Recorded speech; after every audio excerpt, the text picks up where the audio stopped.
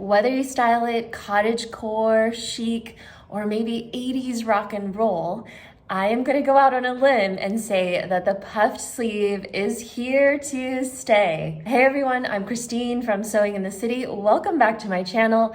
I love puff sleeves. I recently made my second puff sleeve t-shirt using these quilted pieces. I love it. And so I figured, let me jump in and do a quick tutorial because it's so easy. So you can do this too. So let's dive in.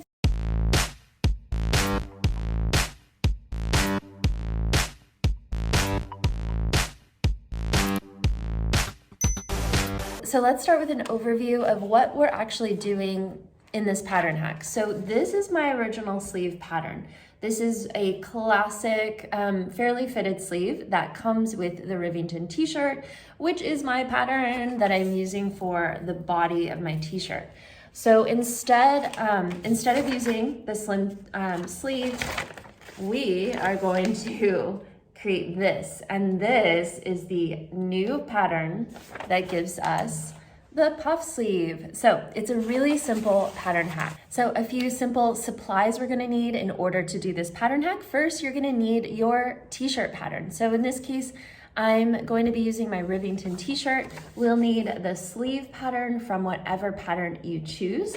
You'll need extra pattern paper. So whether this is tissue paper or a recycled brown paper bag or some extra copy paper, have that ready. You'll need scissors, tape, and some kind of straight edge ruler, whether it's a normal ruler or your grid sewing ruler if you're fancy. So I'm gonna hop over to my cutting board and show you how we're gonna do this hack. The very first thing that I like to do is actually just make a copy of my original pattern because we're gonna be slicing and dicing this, and so I don't want to mess up my original.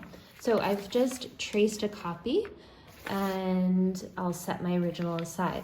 Now with my new sleeve piece, I am going to just fold it in half, matching the side seam edge, and give it a light fold.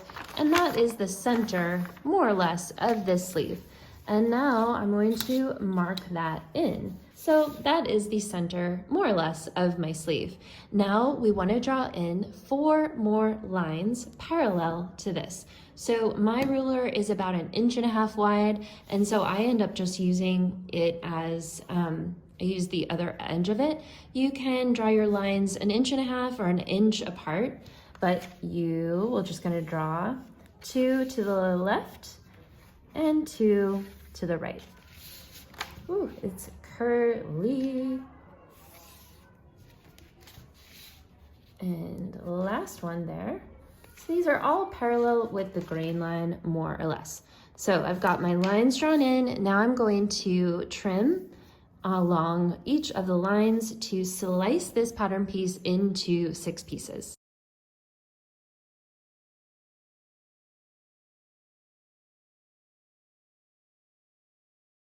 Okay, and so now I have my 6 pieces. One thing that I can do before, maybe even before I cut these, is actually number them so that I know which exact order they go into.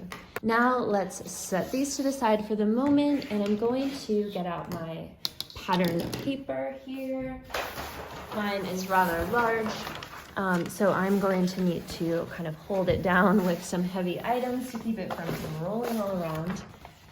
So blank paper, I'm going to now take my pieces and lay them right on top in order.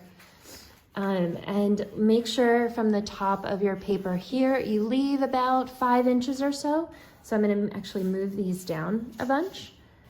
And now we're kind of spreading these out, and this is how we're going to create our puff sleeve. So I generally kind of eyeball these. But if you want to get very technical, you could place about 2 to 3 inches between each of your pieces. If you, let's say 3 inches between is going to give you a fuller puff, 2 inches in between is going to give you a bit more of a conservative, not quite as puffy. So that looks about good. As you line them up, we are keeping the bottom of the pieces as pretty much as aligned as possible. The top edge, as you can see, is sort of going to be jagged. We're going to fix that a little bit later on. So now I'll just take my tape and I'm going to tape these pieces down.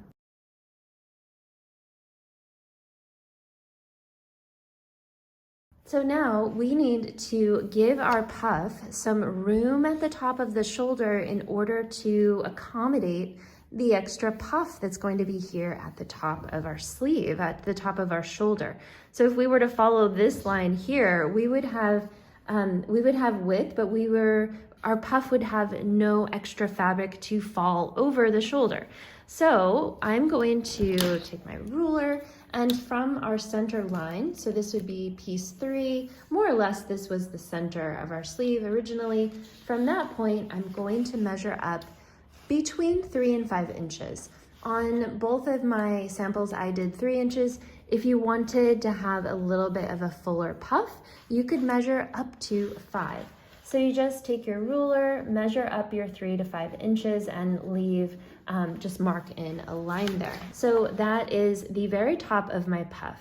And now what I'm going to do with my pencil first is now sketch in, starting here, this is my armhole.